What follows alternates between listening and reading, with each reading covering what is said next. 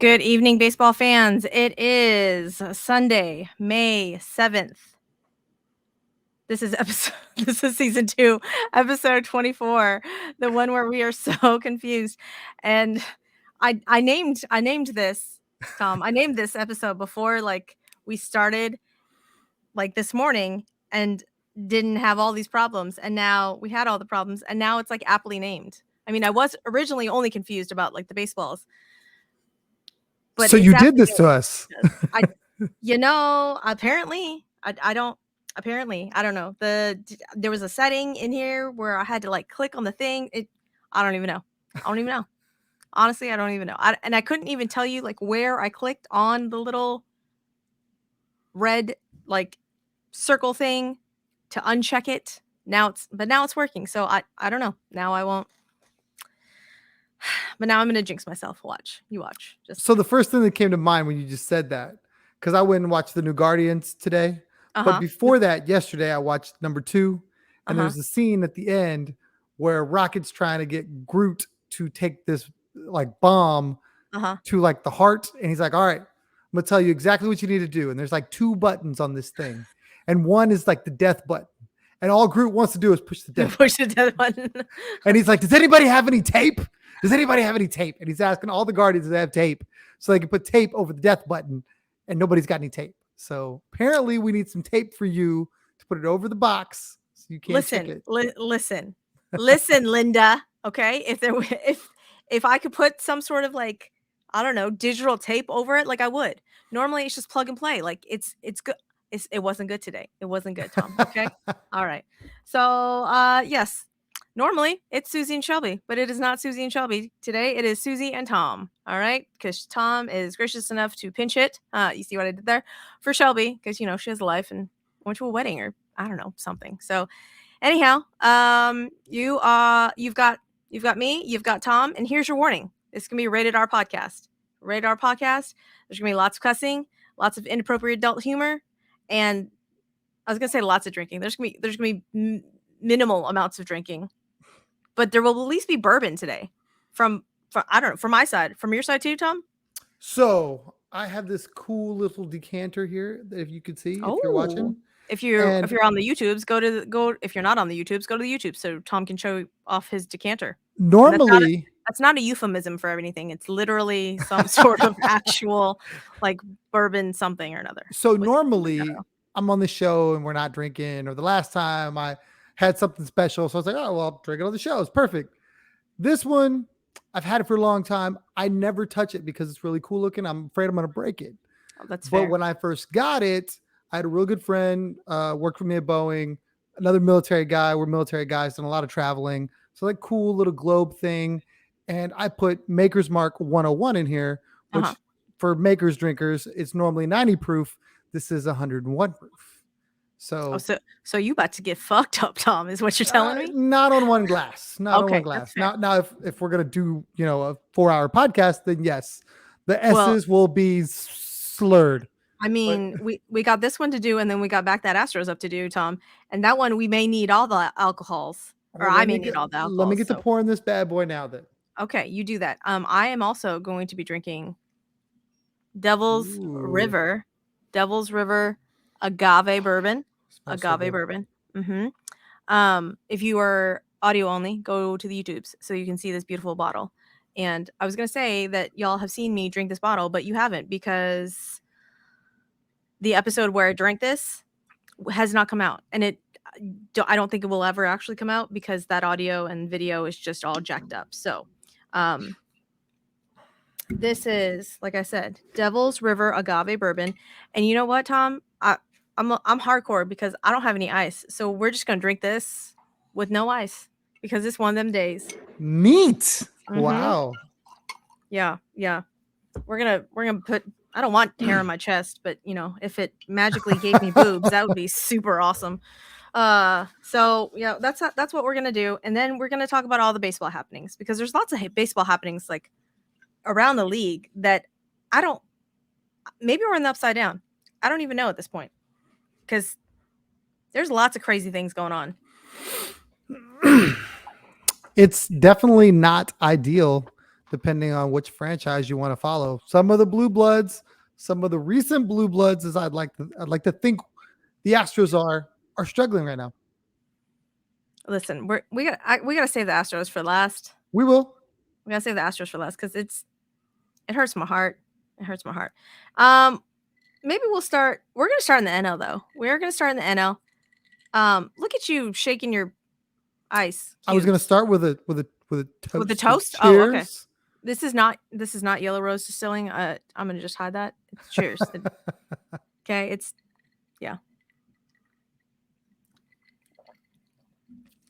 It's not like it burns just a little, but only a little, and it's kind of sweet. Anyways, if you are an actual bourbon drinker and you expect some sort of like review of like it's got notes of oak and amber waves of grain, like I'm not it. Okay, you're gonna have to go to another bourbon podcast for that. Now, if you want to talk about the baseball with a little bit of bourbon talk, we can do that. You want to start? You know where we're gonna start, Tom? Let's start in the NL. Okay. Do you know who the worst team in the NL is right now? I do, but I didn't believe it when I read it. It didn't even sound right. The St. Louis Cardinals, correct? The St. Louis motherfucking Cardinals. I'm like, yeah. What? The bourbon is still burning on the way down. I need the people to know this. And that's why I'm not like, one of those bourbon guys, like whatever, but I will tell you that anybody that drinks Makers, you can definitely taste the caramel a little bit. So there's plenty of notes of caramel in Is there here. notes of, okay. Yes. So that's the bourbon side of it. You're the person that says caramel instead of caramel? Yes. Is that wrong? Okay. I don't know. Are those fighting? It's whatever to me. Is it water instead of water? Where are we at? What? No, who East says Coast, water? The guys up north, they say water. Who says water? No, that's not. Hi, Albert. How are you? No, we will not be. No. Okay. I'm not going to fight you on the caramel versus caramel thing. It was just an interesting note that my ADHD brain went off of. You know, another good one that's like fighting words in Texas. Pecan versus pecan. Yes, read my mind. My mind. Tom got fired up on that. He's like, don't pronounce it however you pronounce it. I don't know. Oh, no, I don't care. I think it's hilarious. I almost say it pecan because people hate it. Is it pecan? No, it's pecan. But is it pecan? Okay. If you hear people say pecan, people get really upset. I'm trying to think of how my mother-in-law says it, because they're real Texan. They're very Texan. Very, very Texan. When I first moved here, I'm all, what are these words that are I feel like these are actual words, but I had to I had to squint for a little bit to like really figure it out. Anyways, that's not what the people came here for, Tom. Not this argument. They came to hear about how poorly the St. Louis Cardinals are doing. And I wasn't aware how poorly the St. Louis Cardinals were doing until they made all of these crazy ass moves. Like, what's happening? Okay, so let's back up into the offseason. Okay, their franchise, I almost said quarterback, Jesus Christ, their franchise catcher Yadier Molina officially retired. Him and Albert Pujols went sailing into the sunset. They signed Wilson Contreras, 5 years, $1 gajillion. It wasn't $1 gajillion, but I didn't look it up how much it was. I think it was like 80, 84. Was it 85? I think somewhere around there. But it was 5 years. Yeah. Okay. Well, thanks, Tom. I appreciate you. And there was some fight. Wilson Contreras came over from the Chicago Cubs. There was a big hoopla about maybe getting traded at the trade deadline, and there was like tears, and it was a whole big thing. The Astros may or may not have been in on him at the trade deadline, and then in the offseason, blah blah blah. So the Cardinals signed him to be their franchise catcher. And what did they do their first month into the season? They decided, hey, franchise catcher, that we signed you as a franchise catcher. Just kidding. That's not what we want you to do. We're gonna sit you down. Maybe we're gonna DH you. Maybe we're gonna play you in the outfield. Now if you don't follow all of the teams and aren't as stupid crazy as I am, maybe you don't know that the St. Louis Cardinals have a plethora of outfielders, like a log jam of really, really good outfielders. Okay. So the fact that they're willing to sit their franchise, God, Susie, I almost said quarterback again, franchise Get ready catcher. for the football season. I don't even watch football. That's the dumb thing about me. Um, the fact that they're like willing to move off of Wilson Contreras for their backup, Andrew Kisner, who they were like, no, you, sir, you are not the business. We don't want you as like the main catcher. Like, you can be the backup catcher when Contreras needs. No. And then they brought up a third catcher. What? Cardinals fans, sound off, because I need help. What are we doing? Well, here, I'll try to make sense of it, sort of. So, if you even say that it's because like they want a catcher that is familiar with the pitchers back there, we may fight. Like, we may. This is not Maldi. I'm not doing that here. This is not a Maldi podcast, ma'am. We're not doing that. That's I seen you coming, and we're not doing that. Okay. Okay. All right. Cheers to that. Cheers to that. Okay. So tell me, what were you going to tell me? So, in breaking down the contract, he is signed for 5 years, $87.5 million. So, with an average salary of $17.5 million a year, he is 31 years old currently. So, if you're concerned about him being able to play into this contract, he can't be catching at age 32, 33, 34, 35. Like, at least not every day. Maybe you catch him every third day. Maybe they do what the Astros should do and play the young guy. How about that? Okay, that's fair. Astro Wharf Craig says catchers are kind of quarterbacks. See, so maybe I'm with that. Not a bad argument at all. But that's what I think this is. I think there is a concern that he is going to break down over time if he catches 130 games or whatever. And the plan is, look, we can get him play elsewhere because we want his bat. He's a plus hitter. We want him in the lineup to drive in runs, but we don't want him to deteriorate on us because we used him at catcher. And maybe Yachty had something to do with that. Maybe he's an advisor. Maybe he said, look, this is the best way to do that. Who knows? Okay, so I'm trying to find the article where I actually read this, and I think maybe it was an Athletic article. I'm gonna have to Google this. But essentially, what I just said about the whole like they're wanting a catcher that is more familiar with their pitchers is literally the reason why they're setting Wilson Contreras down. And it was an Athletic article that I read, and I don't know. Was it an Athletic article? Maybe I've got one from Bleacher Report right now. Is it a Bleacher? Okay. But the quote was basically like Ollie Marmol, the manager, sat down, I guess, with like the bench coaches, the owner, Wilson Contreras, like the batting, like hitting coaches, catching, like all of them, sat him down. And apparently this is the consensus, there we go, that they came to, was that they were not going to play their $87 million man. That he's just going to DH. From this, and I didn't read it until just now. But it makes me sound so good. Is it what you... Okay, you go, Tom. I'm going to find the article that I read. So, St. Louis recalled, this is reading into it a little bit. I'm not going to read the whole thing. St. Louis recalled 28-year-old catcher Trace Barrera from AAA on Saturday, which was the first sign the team intended to use Contreras in a different way. Per Denton, who is John Denton, MLB.com. Per Denton, Contreras said he had a video call with legendary Cardinals catcher and future Hall of Famer Yadier Molina this week.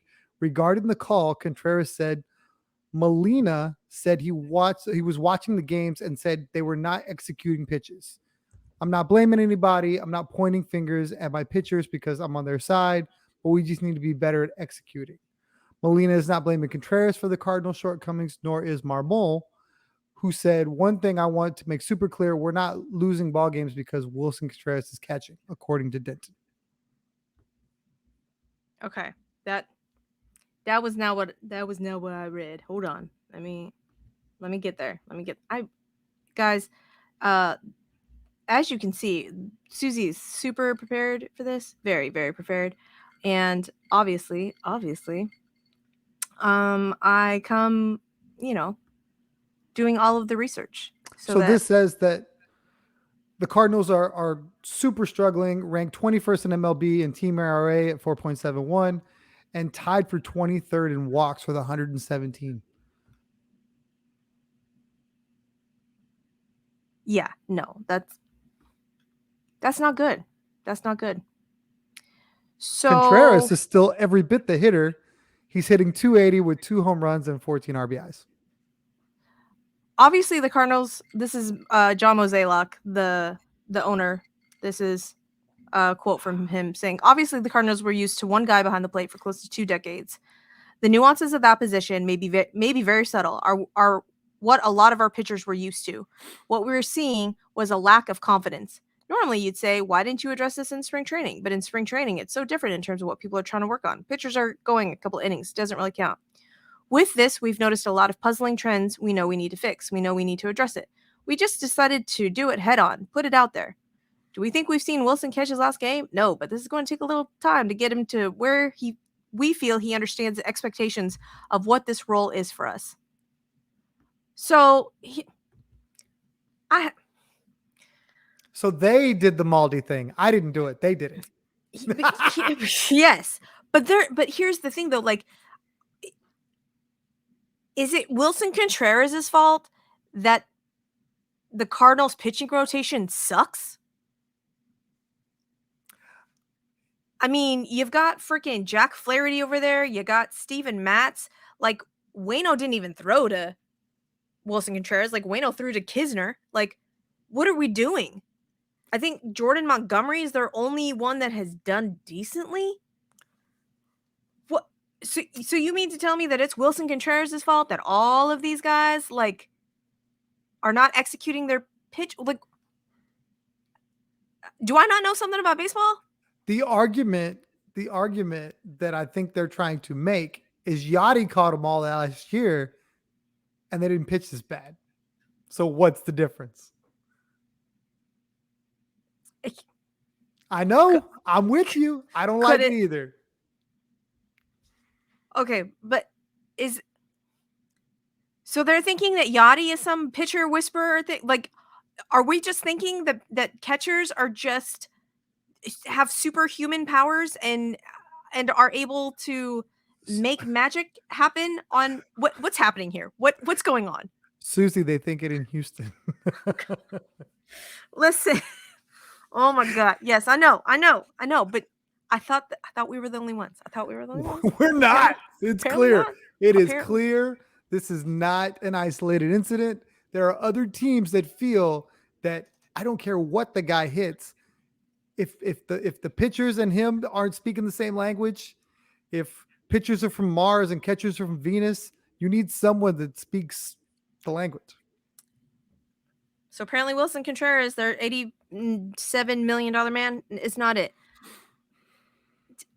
Okay, so Cardinal fans, sound off. I need input here, okay? Because I mentioned this on Twitter. Well, and then we didn't even mention this thing. So Jordan Walker, their like young stud, A1 prospect, like was hitting freaking nukes in spring training. They started him.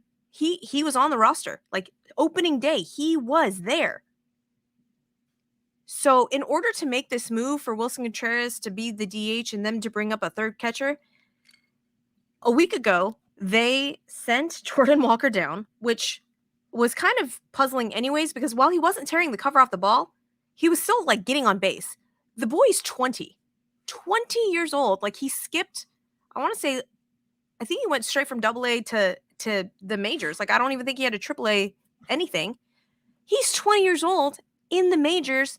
I'm not quite sure what you were expecting from this boy. And I literally have to call him a boy because he is 20 years old. Like he can't even purchase a drink legally, right? Like, So you send him back down, and I hope that he has the mental fortitude to like say, okay, maybe it's not me, maybe it's them, it kind of is me, but like I'm hitting singles, I'm not hitting bomb, but whatever. So they sent him down. They brought up Taylor Motter, who was not good. They just DFA'd Taylor Motter, the guy that they brought up for Jordan Walker, to bring up this third catcher guy. What is happening right now? What is going on?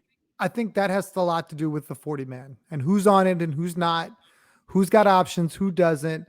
It's so hard to manipulate guys that can't go down to the minors. So it's easier to take a young 20-year-old Jordan Walker and say, look, we're going to play you every day at wherever their sugar land is. And just know that this isn't you. This is because we only have so many roster spots. And while you're our future, our catching spot is costing us our present. So we've got to figure out a way to make it work. Someone tell Jordan Walker it's not his fault that the pitchers suck. That Jack Flaherty ain't throwing shit and like that they're getting no. Okay, it's not. That's not it. I don't know. Is Nolan Arenado hurt? Because Nolan Arenado also not doing Nolan Arenado things. I don't know. I mean, we talked about it today on our podcast about guys that are struggling that you just don't know they're struggling. And then you look at the numbers and go, oh crap. Like if I sat down and broke it down, which I'm sure we'll get into it later on in life tonight. Like, well, okay. Yeah. While we're used to Arenado being this juggernaut, he's probably just treading water. I don't know. Well, but then again, I did not go back and like look at this year or this season versus last season this time. And I don't know if Nolan Arenado is a slow starter or whatever, but his baseball savant page is ice cold blue, just all of the blue balls, no red. Okay. No red, just all blue. And you're all Nolan Arenado. What's going on? What's happening over there? So Cardinals are in last place in the National League, not like in their division. Okay. No. Like the entire National League, the St. Louis Cardinals, who we expected at the preseason. That's like through 33 games, which I don't know how many they've played. The Astros have played 34. He's batting .241 with a .292 OBP, a .338 slug, .630 OPS. He's got like 32 hits, 3 bombs, 17 RBIs. Again, not terrible, just not superhuman. Just not Nolan Arenado-esque. Yes. So I don't know. Maybe he's coming out of it. Who knows? I don't know. But Cardinals, what is we doing? Struggling. If you know, or if you just want to like vent, comments are open. Okay. So from the NL, I guess we're just gonna stay in the NL for a little bit because the Tigers, since AJ Hinch benched Javi Baez, apparently that lit a fire under everyone's ass. And now, like the Tigers just swept the Mets. You love to see it. And then the Mets are going through it because they just got swept by the Rockies too. So their record's not great either. No. They are 1 game under 500. 1 game under 500. And Justin Verlander $11 billion to put that team on. Oh my God. Yeah. Max Scherzer looked human. Max Scherzer looked his age. And then Justin Verlander just peak that good old JV. Like we run support. We knew what was going to happen with JV starts. Like we knew JV was going to keep you in the game just long enough, but he was going to give up 2 long balls. And what did they do? First inning, 2 runs, and then Eduardo Rodriguez, whatever Eduardo Rodriguez did last season when he didn't show up for like half the season, apparently locked him in because he looks like a whole new guy. Just striking everybody out, and I'm like, what happened here? And then when they put up his ERA that was like under 1 for the last, like, I don't know, 12 games or something, I'm all, what? I was so confused. I was like, is this the same guy? So apparently when you bench your star player and then that star player says, oh, maybe I should get my shit together and like actually start playing. I don't know. Let's be clear though. Javi Baez was a star player like 3 years ago. This Javi Baez was bought for leadership, I think. Not to be. I mean, but was he leading though? He wasn't leading. He wasn't doing shit. The World Baseball Classic, he was. That Okay. dude puts on Puerto Rico, and he's a different animal. But I feel like this is the Javi Baez character trait. Javi Baez in high leverage situations, like when you put him in those like game time situation, like he plays up, like he's like, oh, let's go. Javi, like World Baseball Classic Javi Baez and like 162 everyday grind Javi Baez, not the same. If he needed to bring a little bit of the World Baseball Classic into the 162, and maybe benching him did that. So I don't know if Dusty Baker, maybe you want to look into that. I'm not saying you need to bench someone, but maybe you need to bench someone. I'm just, but that's neither here nor there. I don't know. We'll talk about that later. But yeah, so the Tigers are getting better. Like Pittsburgh, like Diamondbacks. What is happening in the NL? Like the NL is upside down. I'm so confused by the NL. I'm confused by many things, mainly of which like my computer, the records, all of it. Currently San Diego and the Dodgers are playing. The last I checked, Padres were up. Is that still the thing? Is that still the same? No. It's on over my shoulder, and Mookie's rounding the bases, pointing at somebody. It's a highlight, so I don't know where that was, but they are tied 2-2. Tied 2-2. Let's see. Oh yeah, and due up, Padres. Bottom of the ninth. All right. So, but yeah, so the standings in the NL, like the Dodgers currently lead the West with 2014. Diamondbacks are the Arizona Diamondbacks are in second place, 19-15, and then the Padres 18-16. Giants and then Rockies. In the Central is Pittsburgh with a record of 20-15, because of course that's where everybody expected to be the winner in the Central. And then the Braves. Of course, it's the Braves with a record of 24-11. Miami and the Mets have the same record, one game under 500, 17-18, and then Philly 16-19. The Washington Nationals 14-20. Dude, that's so bad. All right, so let's talk about Pittsburgh for a little bit, can we? Yes. Because I think Pittsburgh has done a great job of finally trying to do a great job. Historically, Pittsburgh has been like, hey, we're just here to make money. We don't care if we ever win a baseball game. We just want our little amount of fans to show up. We're going to cycle through some players, trade some players, bring some young players. It seemed like that was like a farm system for about 5 teams. The Yankees would go pillage and plunder them. The Dodgers would go pillage and plunder them. And occasionally the Red Sox would too. The Astros famously did with Garrett Cole. That's when, things started moving, for them. They started like, hey, we're just going to go get guys. Verlander, then Cole, and so on and so forth. Greinke after that. But Pittsburgh, I think, has finally said, no, we're tired of being bad. We're going to pay some of our own guys. We're going to bring up some young guys. We're going to bring back some old, great veterans that were good for us. And we're just going to fill this ballpark and try to be good. And they're good. And they're doing it. And they're doing it without their star shortstop. Yes. And that's what really surprised me out of all of this. I'll be really honest. Do you guys hear my dryer singing at us? It's done, by the way. Yeah. So Samsung's great. It serenades me with its song. Anyhow, I was so surprised. I thought once he went down, like it was going to be over, and it's not. And like the pitching has kind of kept up, kind of. But it's like different guys doing things. You're like, oh, all right, Jack Sawinski. Who the fuck are you? Like, what? Can't even say your name. Who the hell are you? Like, and then like Ji-Won Bae, and then Ji-Man Choi went out. But but you have the mixture of, Andrew McCutchen and Carlos Santana, and they're just doing all of these things. And you're like, I'm sorry, the Pittsburgh Pirates? What? So good. Like, I'm super impressed. Super Brian impressed. Reynolds wanted out. He asked out. Yeah. And they basically said no. And then he showed up and he like led the league in homers for like 2 weeks. And they're like, you know what? We'll pay you. And he got paid. And now he's there for like long term.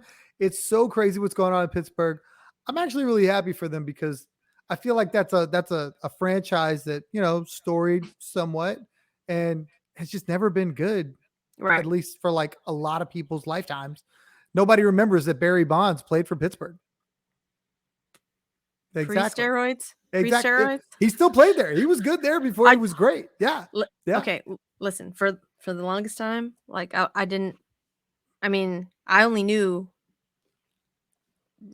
like post steroids Barry Bonds. I wasn't aware of the pre-steroid Barry Bonds, and then I watched something on like the MLB network, and I saw him and they said Barry Bonds, and I was like, who is this skinny motherfucker? That's not Barry Bonds. What's going on?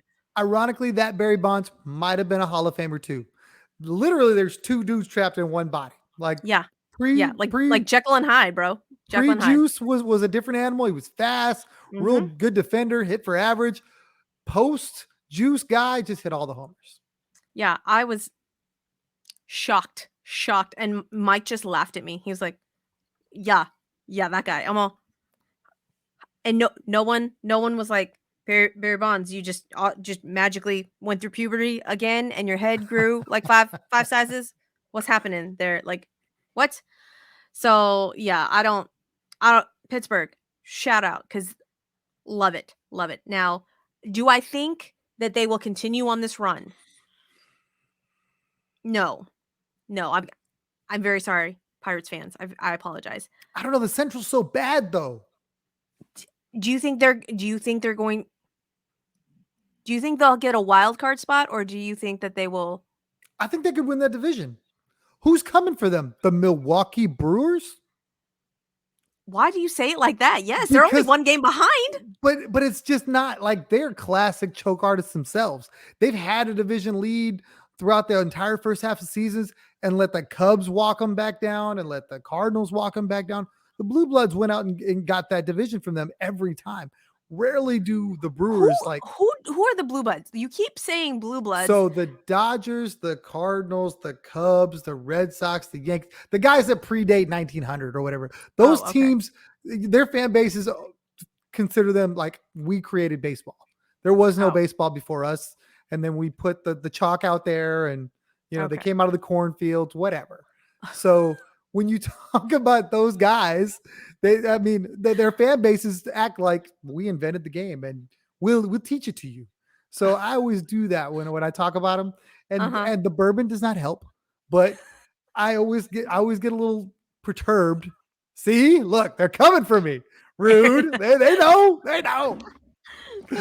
It's okay, Aaron Rodgers. I understand. Aaron is a Yankees fan, so we don't really put much stock into what Aaron says anyways. So yeah. But Yankees fans, Dodgers fans, we'll tell you. The baseball runs through us. Hey, Barry Bonds at Pittsburgh couldn't get past the Braves. He couldn't. I don't know if but that's he didn't have true any help either. What do you? I think. You know what? I can't even think of what else was on those Pittsburgh teams. I wanted to say Bobby Bonilla, young Bobby Bonilla. I think they had that, who's still getting paid to this day and retired like 30 years ago. Yeah, no, this is pre Susie knows baseball, so I can't help you there. But yeah, no, like, shout out Pittsburgh Pirates. Like, you're doing the damn thing, but I'm pretty sure you just got your asses handed to you by the Blue Jays. Like, I think that's what happened this last series. You want to talk Jekyll and Hyde? The Blue Jays are it for me. I feel like their roster should win like every game, and they take series off. I don't know what. Okay, so we're gonna talk about the Blue Jays, because the Blue Jays are so confusing, but we're not there yet. Are we there? Hold on. I think all of the rest of my things are for the AL. So yes, like, let's move to the AL, and let's start with the Blue Jays, because and this will lead into the next subject because I'm sorry, when the fuck did the Boston Red Sox become good? Like I looked at that roster and I take it back. I know how they are winning games. It's because they're hitting 90, 11,000 balls just in the air all of the time. And that makes up for their pitching because their pitching rotation is dreadful. And Red Sox fans are going to come for me. Like, but you should know. Y'all know, like okay? Like y'all know that that rotation not good. Like Chris Sale, which version of Chris Sale are you going to get, right? Like you don't know. You don't. Mm-mm. And so you cannot sit there and tell me that you have confidence in that rotation. But they got mashers. They got freaking mashers because Rafi Devers is doing the damn thing. Masataka Yoshida, Great signing. hats off, Heimblum. Hats off. And you know what? Like he took all kinds of strays for signing Masataka Yoshida. And look at what that motherfucker is doing. He now has the longest hit streak. But unlike our Mauricio Dubon, who, was hitting balls, this motherfucker's hitting home runs. Dingers. Like, okay? And I don't know at what I think I'm trying to verbalize this in such a way as to not make it seem like I am viewing baseball players as pieces of meat because I don't. But I feel like sometimes baseball uniforms are very they like hide things. They hide a lot of things. At one point in time, I saw Masataka Yoshida in like one of those sleeveless tanks and like shorts. The brother's like 5'8", and I don't know if you know this, but typically Asian guys are not yoked up. This like there is not any muscle on this man's body that is not defined. I'm all, what? Masataka Yoshida, say what now? Like, you know why he's hitting fucking bombs. Like, his bicep is bigger than my head. I'm all, what? How's that under there? What are you doing over there, Masataka Yoshida?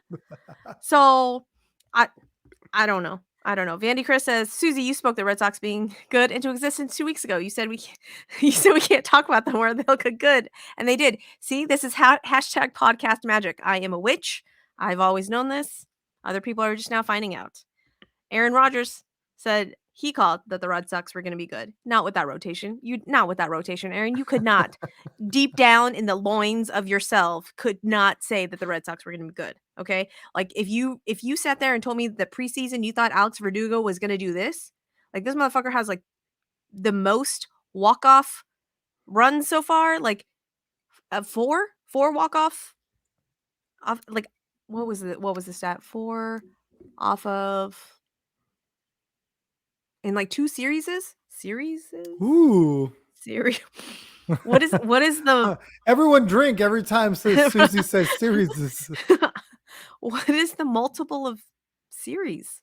I think that's all you got. Is it? Yeah. Okay. Anyways, Aaron Rodgers said, I said 2013 vibes. Okay, I don't know what that reference is. See, that's like that is pre-baseball, Susie. We don't know what that means.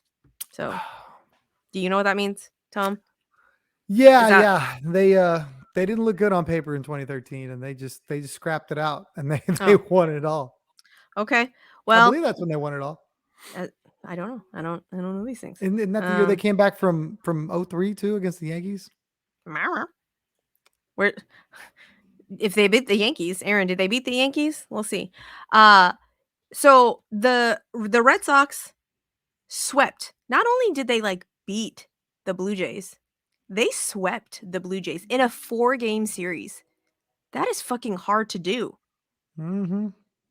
With that rotation and the Blue Jays, I think in one of those games, Bo Bichette went 5 for 5.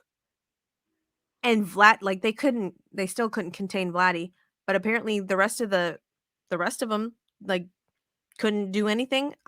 I don't even know. Kevin Gausman, they got to Kevin Gausman. I thought at the very least, they were going to get like like the Blue Jays were going to get the Kevin Gausman game. No. I don't know. The No. Stros got to Gosman too, so Gosman is Jekyll and Hyde. Also, he's basically the Blue Jays in a nutshell. One day, absolutely lights out. The next day, so human, and you're like, how? Like I was talking about the Blue Jays, they're 5-5 in their last 10, and you're just like, they should never be a 500 ball club with the roster they've assembled, with the Exactly. rotation that they have. They Well, look so good on paper.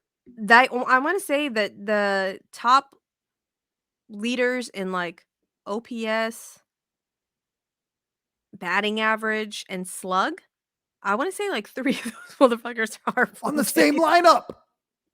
It's like Vladdy and Matt Chapman and Bo Bichette. Yeah. Like what? And I'm sorry, the Boston Red Sox swept you. What's going on? I'm if I had a hat right now, I would tip it. Boston Red Sox. Like cheers to you because y'all are doing the damn thing. I don't think it's sustainable. But good for y'all for doing it because you guys have a better record than the Astros. I wouldn't have predicted that in the before the season. Land almighty. What the Boston Red Sox are 21-15. Mm-hmm. 21-15. Is the AL East a wagon?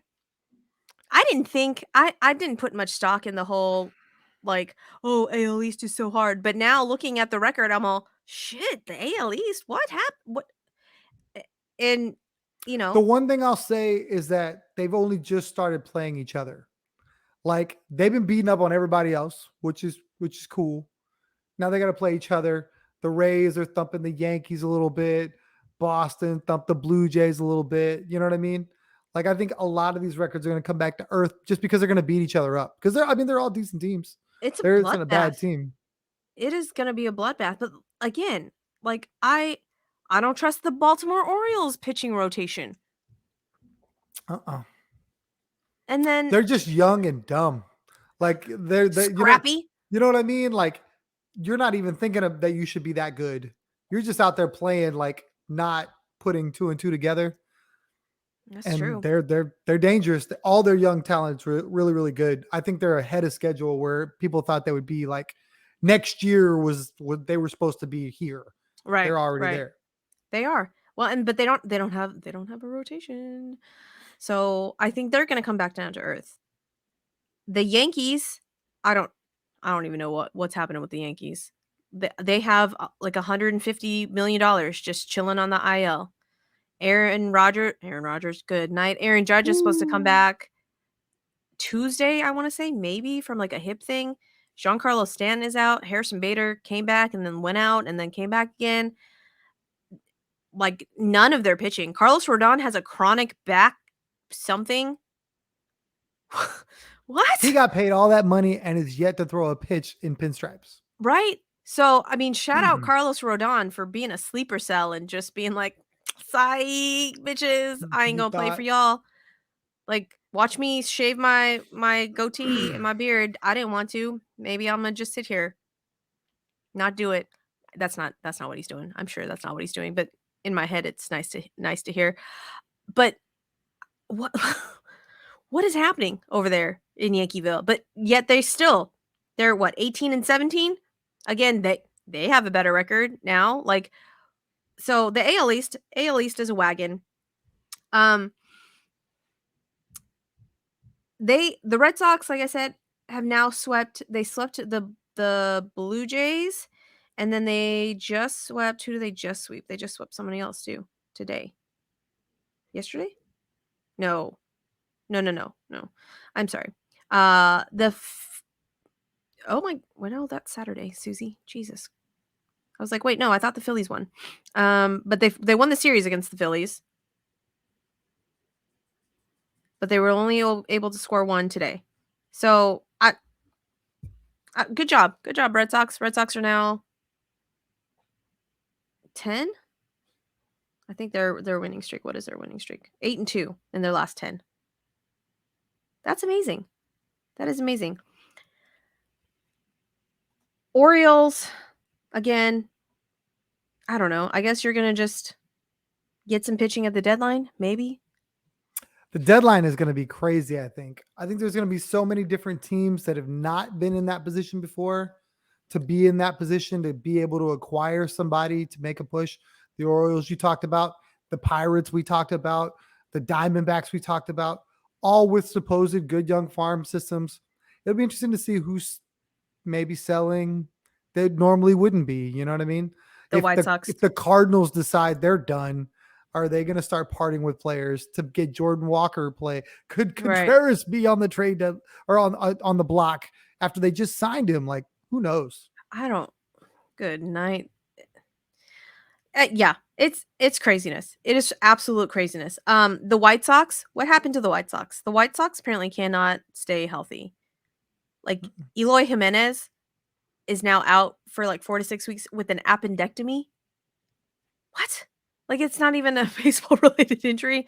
And Tim Anderson came back, and I heard some crazy stat like they're 3-15 when Tim Anderson doesn't play, but when Tim Anderson plays, they're like 16-2. Those numbers didn't even make sense. The 3-15 part totally did though. I don't remember the other part of that where the with Tim Anderson, but apparently they just Tim Anderson needs to be in the lineup because apparently Tim Anderson is that guy to make them play well.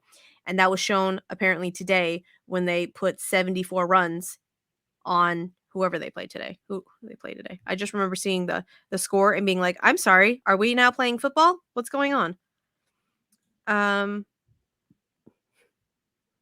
What is that? Oh no, that's the Rockies. I'm sorry. Rockies put 13 on the Mets today. The Rangers did a number on the Angels today. Stupid Rangers. 17-4 was the White Sox. They put 11 in the second inning. They scored 11 in the second inning. Like Graham Ashcraft, what happened over there? They had 17 runs and 18 hits. Say what? That is insane. Poor Red. It really shows how much one guy here or there really makes a difference on certain rosters.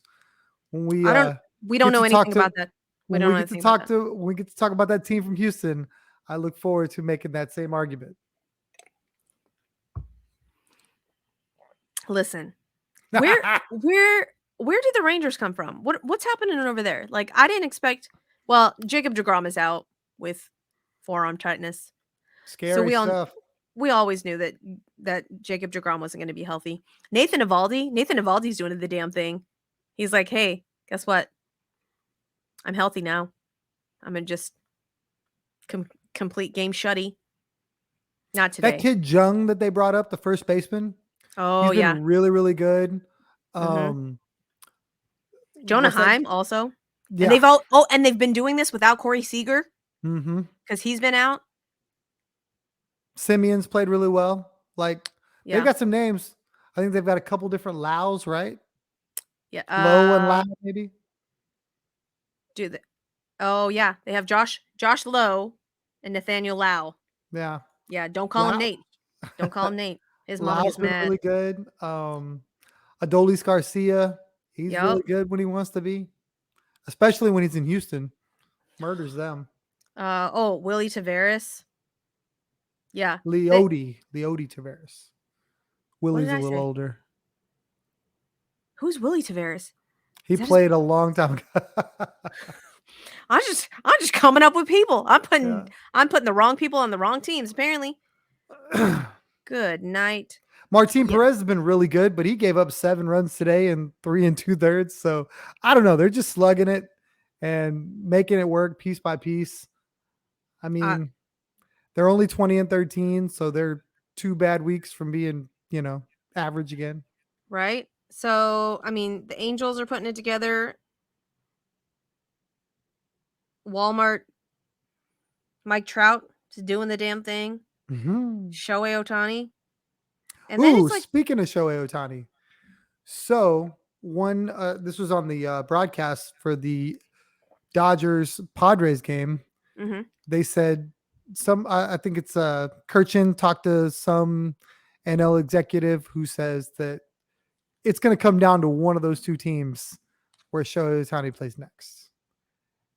Between the Dodgers and the Padres? Mm-hmm. And personally, I'm not mad. Be in the NL, bro. We'll see you. We'll see you later.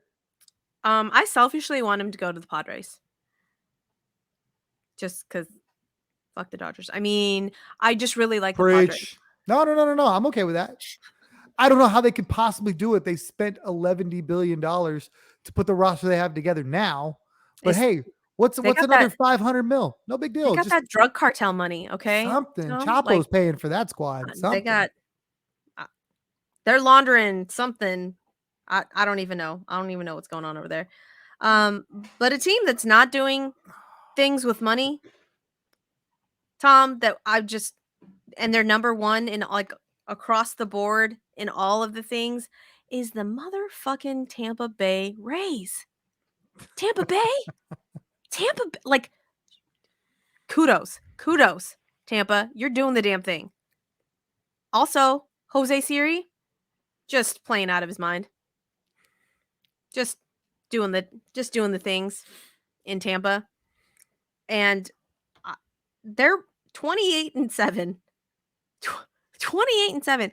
Now, granted, I mean, Astros handed them some of those losses, okay? Like shutouts, two shutties. Of them. That's us. That's what we did. But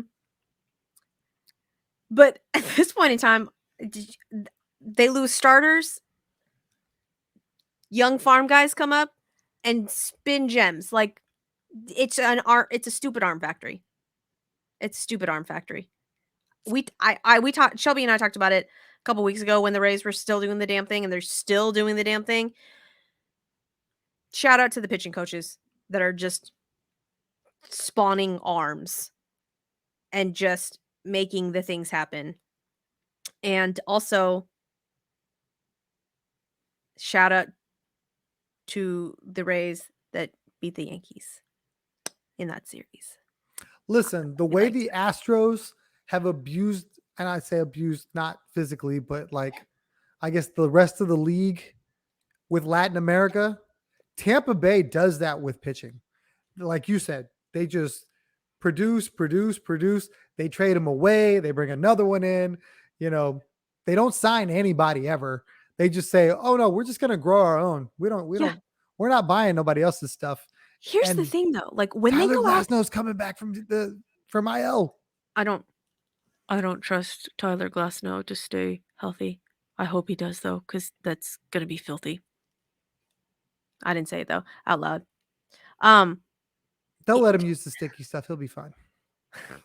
If Cole can do it, he can do it. Listen, okay, we got listen. The Ray. Okay, we got to talk about this last Yankees Rays series. Did you watch any of that? No, I didn't. I watched the highlights. I mean, okay. First, we have to talk about Wander Franco. Wander Franco. This didn't happen in the Yankee series. This happened in the Pittsburgh series, where Wander Franco caught a ball from Brian Reynolds, caught a ball, flipped it up to himself, and then threw it to first. Okay. When I first saw it, I only saw it in the slow-mo, right? And I was like, oh, that's not a great look, but I mean, he made the play, so like whatever. And I did not understand why the olds were mad about it. I'll tell you why. Hold on, though. Hold on, Tom. Hold on. So then, like half a day later, I saw it in real time.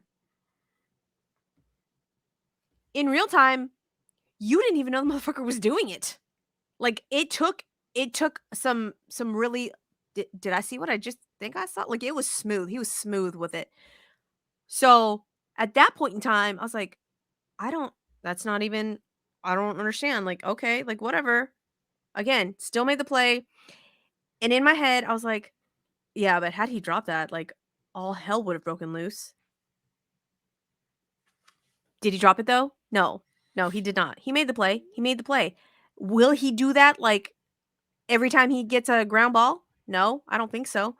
And I don't even know if it was like, I feel like it was like second nature to him, because it wasn't even like I really just don't think he thought about it. Like,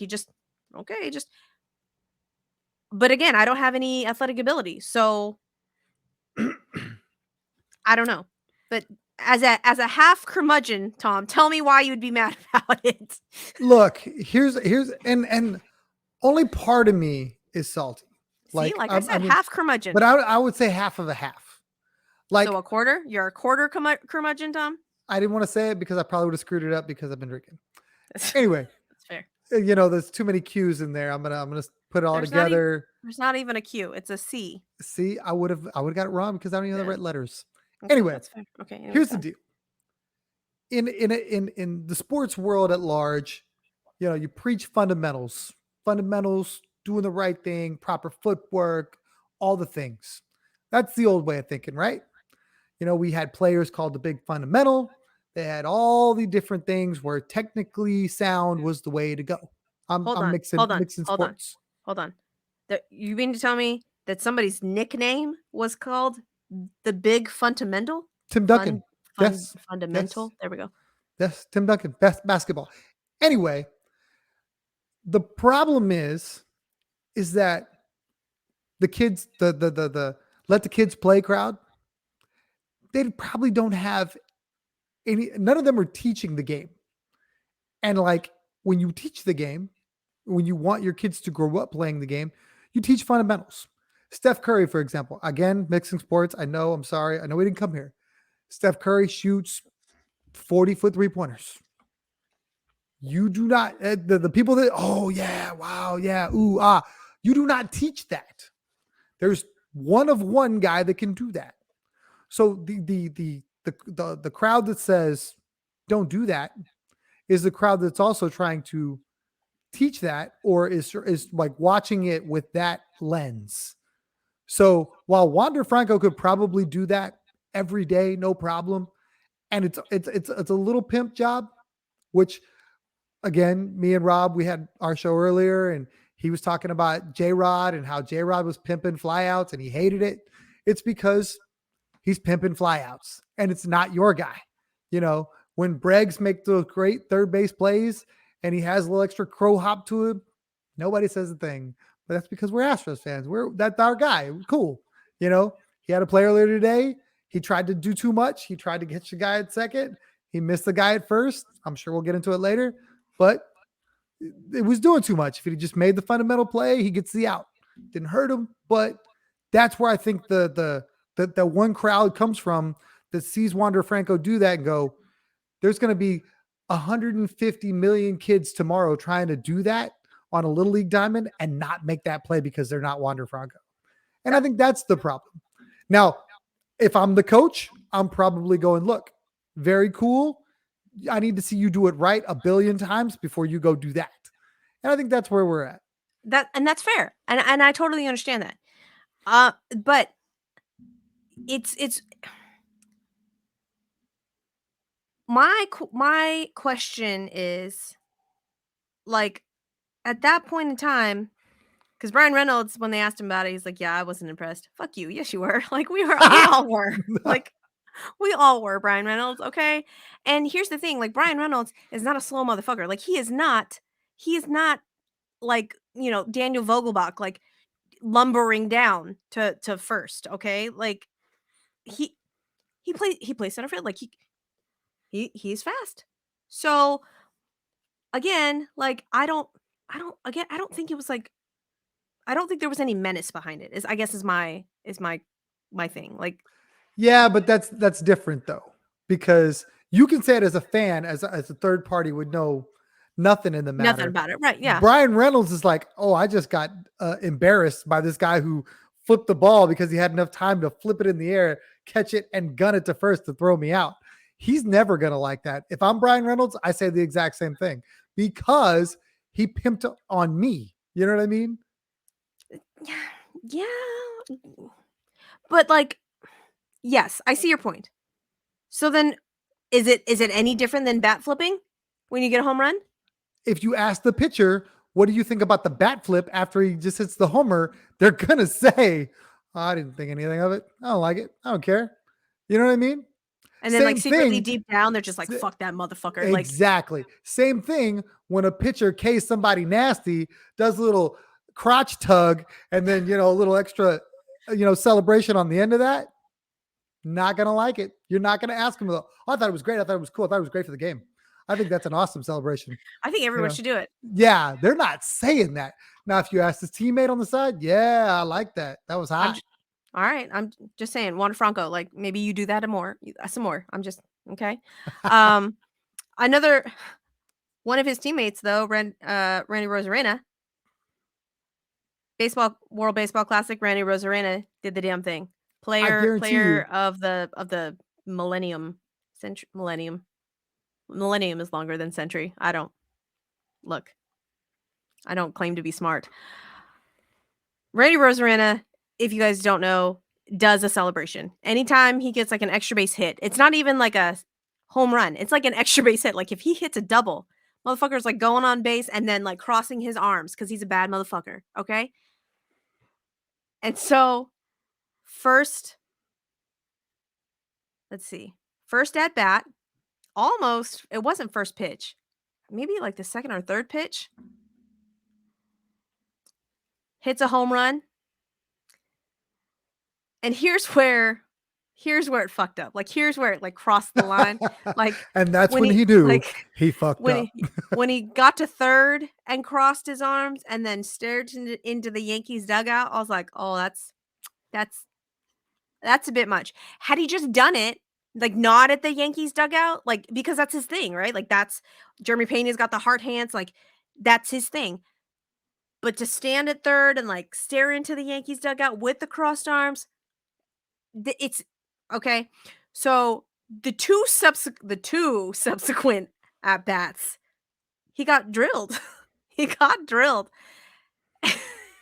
And the only thing that would have been made it better, which they couldn't have done because somebody had fought, somebody had died, somebody got suspended. Somebody would have died. The only thing that would have made it better is that they'd have drilled him and then crossed their arms and looked at him after he threw it. That would have been perfect because that's the kind of level of disrespect a play like Wander Franco's, a play like Randy Arozarena's is basically saying to the other guy, you ain't shit. Look what I was able to do to you. And then no one's going to take that well. No one's taking that well. So you can imagine what Brian Reynolds and whoever Arozarena hit off of goes, the next time I am fucking him up. You know it. You know it's right here in between his ears. No question. Because if it was me, I'd be the exact same way. Okay.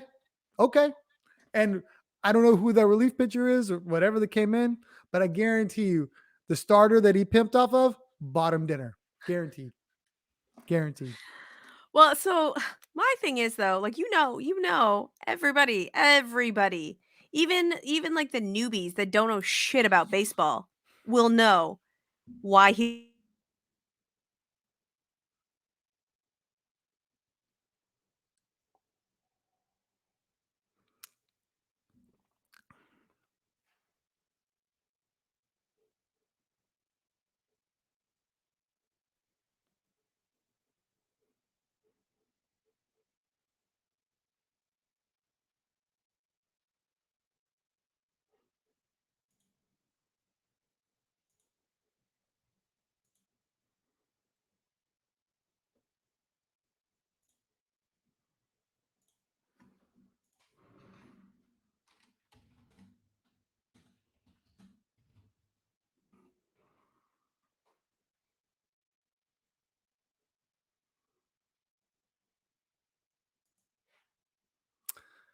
Well,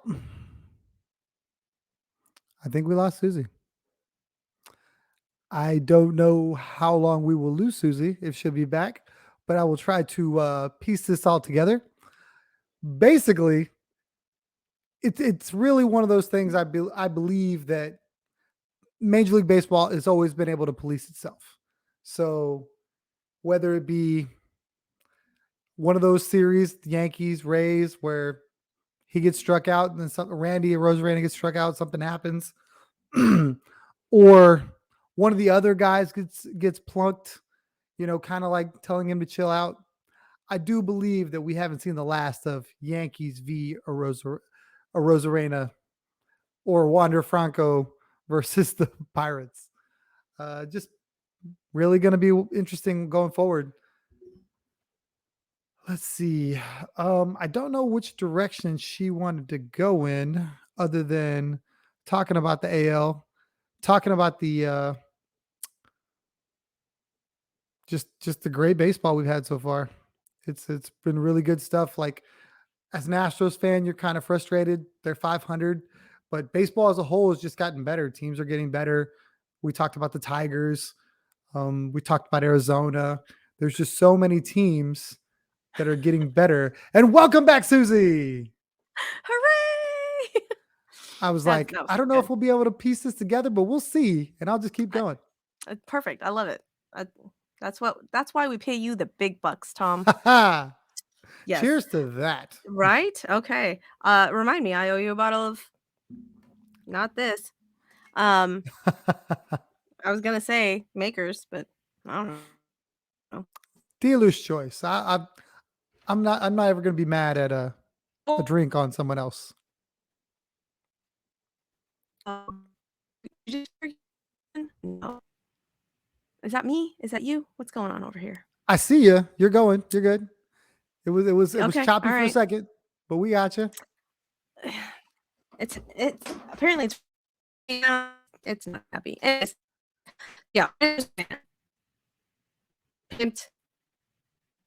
Got thrown out. Keep get thrown out. Kevin Cash got thrown out her, and it's just silly. It's just silly. Like everybody knows why they threw at him, but no, Yankees weren't warned. Just Kevin Cash, because Umpires as a whole right now, I've got a beef. I feel like just trash. there's no sheet of music. Every day we get different stuff. You're great. You're the strike zone. I love the stuff you do on Twitter where we get the what the fuck ump. I almost wait for those tweets now. You're pretty impressive with the as you should, because some of those are just bad, just bad, and you can tell. Like poor David Hensley, Corey Julks on our team, just get rung up every single time. Like their strike zone, so much bigger than everybody else's. I'm all, what are we doing here? What the fuck? And David Hensley's like, bro, I'm trying to stay on a roster. Could you not? They're Thanks a coming for fuck. me. No fuck Relax. given. Right. But then did you see that they made Zach Eflin, one of the Tampa Bay Ray pitchers, take off his rubber wedding ring? Not even on his pitching hand, throwing hand, glove hand. Yeah. Yeah. I Like, really think what are we doing? it, And he's like, it's not been a problem before. Like, I would really, like it means a lot to me. Like, I would like to keep it on because I don't know. Like I personally don't wear like jewelry just because I can't wear jewelry and it like irritates me. So I don't wear my wedding ring like ever. But that doesn't mean like I'm not married.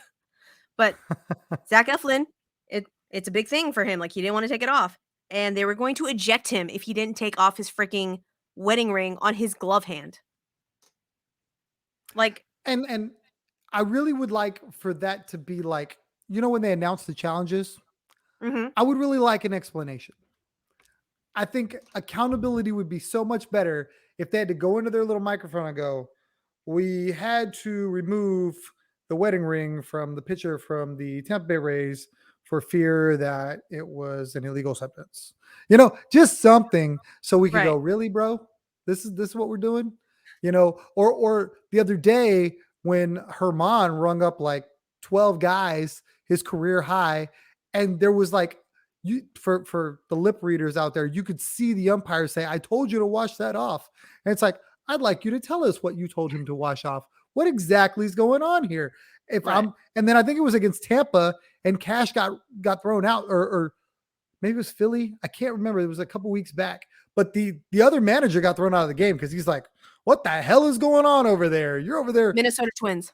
There it is. There it is. Yes. Poor Rocco. What's he supposed to do? If I'm him, I'm sitting there going, bro, he's over here destroying my team right now. And you're telling this guy, hey, you got some stuff there, but just wash it off. Yeah. And I'm supposed to be okay? Yeah. Across the board, it needs to be like either everybody needs to be on the same page or like it's just a free for all. Because at this point, it's just like dealer's choice on what we want to enforce and what we want to have a little feel with. Like it's what are we doing? Okay, like the whole if so when Cody Bellinger and the Cubs went back to LA, the Dodgers, Cody Bellinger got rung up on a pitcher or on a automatic strike um batter time violation because he took too long to get into the box because he was acknowledging the crowd and the standing ovation when he went back. And I'm like, what? Like, you see what the fuck is going on. It's not like he's like lollygagging in the fucking dugout and shit and just like taking his sweet time to get that. No, like he's acknowledging the crowd. Like he played for the like have a little feel. No, absolutely not. And now there you have to have in writing a request for that 24 hours in advance in order for the umpires to allow that. What? What are we doing? What does it Like need to be like processed? Does it have to be now serving? Like there's people sending a bunch of these in? I'm so confused by it. Like it literally is an ump show now. Like it literally is an ump show. Well, that is the most ridiculous thing I've ever heard in my entire life. And I thought that was the most like stupidest thing that I'd heard until this happened. Did you catch this? Between the Phillies and the Red Sox, Matt Strom and Cutter Crawford, both pitchers. So Matt Strom was on the Boston Red Sox last season, was a free agent, signed with Phillies. They had a standoff after the anthem. Neither one of them went back into the dugout, and they were just having a friendly standoff. The umpires went and said, "Hey, you like warned them, like y'all need to get." Neither one of them wanted to break. So they both got ejected from the game. They both They got hadn't even ejected from started the yet. game. They hadn't even started yet. They both got ejected from the game, and there's a hefty fine.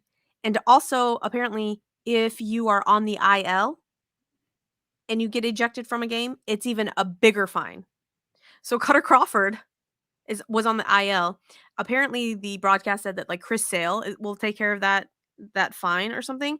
I don't know why Chris Sale would do it, but Because he has all the money because Boston basically like made him a Red Sox for life. okay, well that's fair. But then like, did Chris Sale put Cutter Crawford up to like that was my like what? But yeah, Cutter Crawford was on the aisle, got thrown out of the game. Matt Strom got thrown out of the game as well, and I guess what is a relief pitcher for the Phillies. So they were down like a relief pitcher. I was like, "What are you doing?" But yeah, that was also the stupidest thing that I heard. There was no like malice, there was no like menace between the teams. It was just like a funny thing, and like the Philly fanatic was going over to the Cutter Crawford and like dancing around him and stuff. It was funny. They No, were in on no, it basically. no. Yeah. The umpires were like, "Fuck you. We don't like fun. Get the fuck out of here." Like that's essentially what they did, and then assigned fines, and I was so confused. So that was the stupidest thing that I'd heard. What's worse is they're so bad right now. Like Yeah. you got game in and game out where you just got all these fan bases.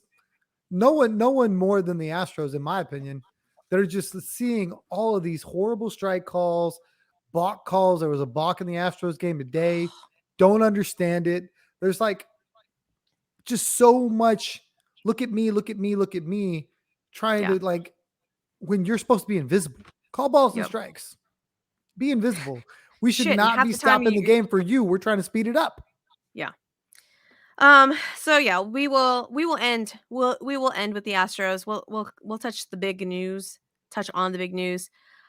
Within a 48-hour period, we as the Astros lose two of our starting pitchers. And one, Jose Urquidy, will come back hopefully in a couple of weeks. Fingers crossed. But unfortunately, Luis Garcia, what are you pointing at? More than a couple weeks. Oh. Today on the radio side, Dana Brown was interviewed on Astro Launch, the pregame show for 740, 790, one of the radio stations. 790, I think. Yeah. So he said probably closer to before the All-Star break on Jose Urquidy. So that's a month and a half, 2 months. We love that. That's so good. I love that for us. So we lose our number 5 for an indefinite amount of time. Hopefully we get him back at some point in time. But Luis Garcia, we lose for all of this season, probably half of next season, because he needs Tommy John. Love that for us. Love that for us. So we are down to starting pitchers. We bring up Brandon Bielak, who he hasn't pitched bad.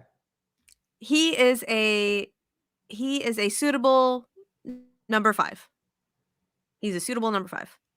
He will eat Jag is what we innings. like to call him. Just a guy. Hey, Just I a remember that. guy. There you Just a go. guy. So he is a suitable number 5, and he will eat innings. He will eat innings, and yes.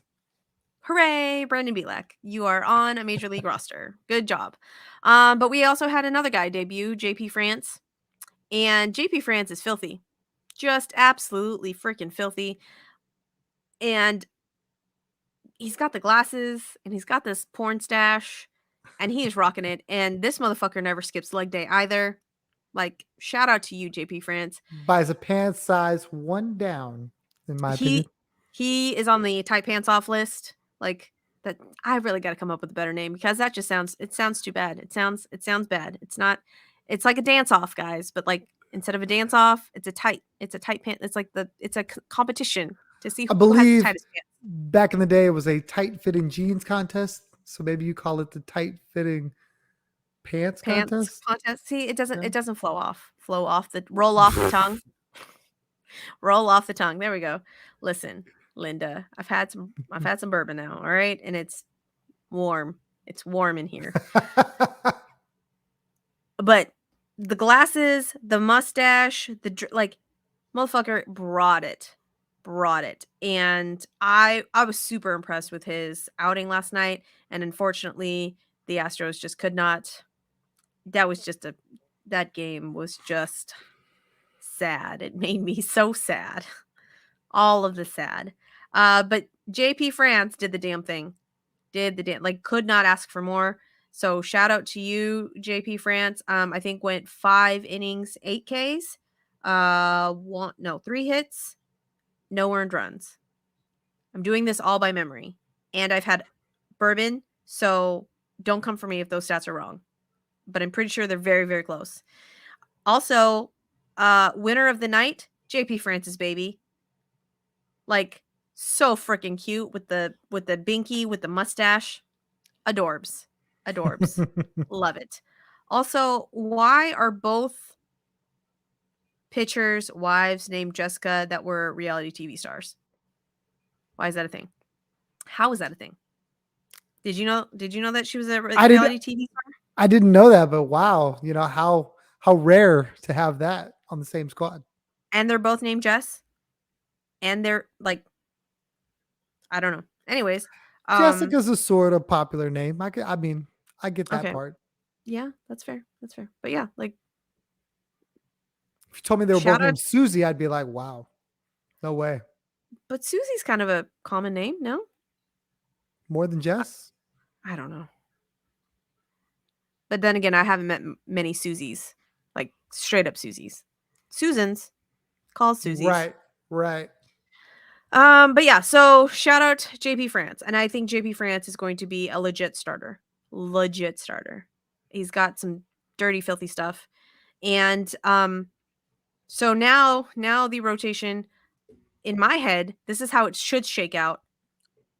Are they eventually going to move Brandon Bielak to the fifth spot, or is this the rotation that we're going with, like in the coming days? Is it going to go Fromber, Javi, Brandon Bielak, Hunter Brown? I heard on the broadcast today where they thought that potentially they could move some stuff around to split those guys up.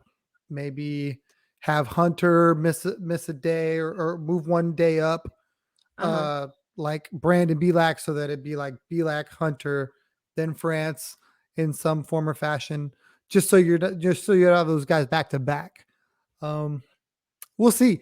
Also, talked about today, Ronel Bronco got sent down to be stretched out as a starter.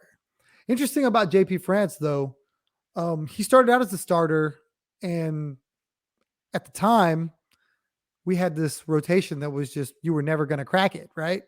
So they actually moved him to the pen. He became filthy, filthy, filthy. And then when the season didn't start out that great, for the Astros, pitching wise, they had him start again. And then they kind of do the tandem thing too with their pitchers, where it's like 5-4, 4-5, whatever. So he was already sort of stretched out, and then he just came in and did his thing. So he was being groomed to be a reliever. And then Okay. the need for a starter, obviously Arose right and then now. Yeah. So now he's back in a starting role, which I think he's doing really well. I think he's doing super well. So, yeah, and he's a little bit older. I think he's like 28, I think. So, I mean, shout out to you, JP France, for doing the damn thing, because with that mustache, you gotta be a badass. You cannot have that mustache and not be a badass.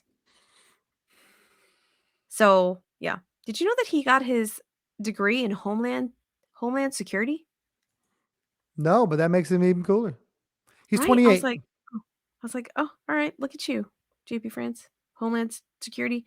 So, yeah, we we lose that we lose the series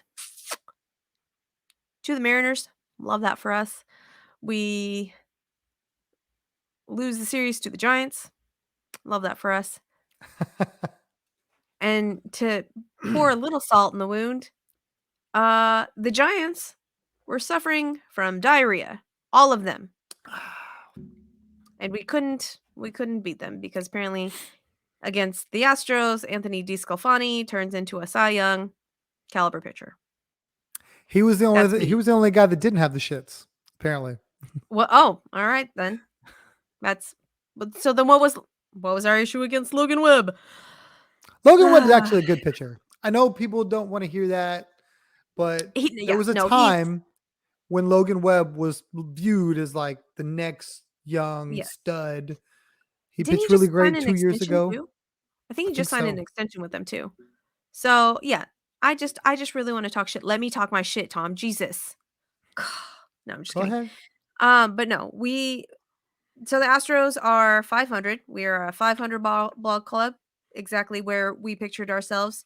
Preseason, definitely saw ourselves 500. Definitely saw us 2.5 games back, three games back, 3 now. three, 3 games back of the motherfucking Rangers. Yeah, yeah. Definitely behind the Angels, and definitely saw us tied with the Mariners for our division. Most definitely. Um, if you can tell, all of that was sarcasm.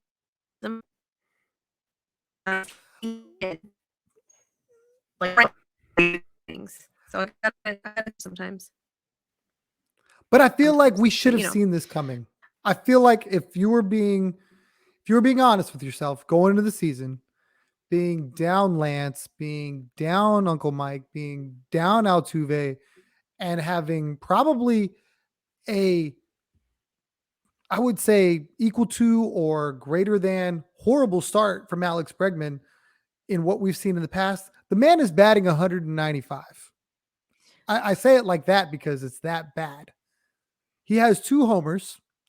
If you told me 34 games in the season, Alex Bregman would have 2 homers, we'd see no Altuve. We'd have Jordan out for a week. We'd have no Uncle Mike. We'd have 2 more pitchers on the shelf, and they're 500, and they're only 3 games back in their division. I'd say I'll take that. A lot of shit has happened, and I don't think people want to talk about it. And I know the Jose Abreu thing is everybody's crutch. There. And Yuli's not doing anybody any favors because he's actually hitting now, which had he been hitting like this last year, he's still wearing the star. But he was so bad for an entire season. Playoff Yuli almost got him another contract with the Astros just because of playoff Yuli. But people forget for 162, you included, were like, get that motherfucker somewhere because he's horrible. 1000%.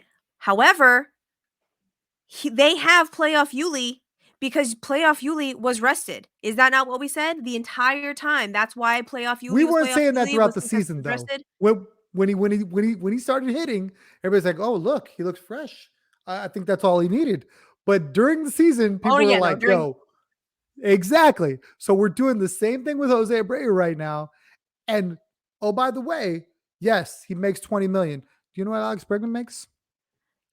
I don't care what Alex Bregman makes. He I makes don't care. 28.5 million. And he's not batting my weight.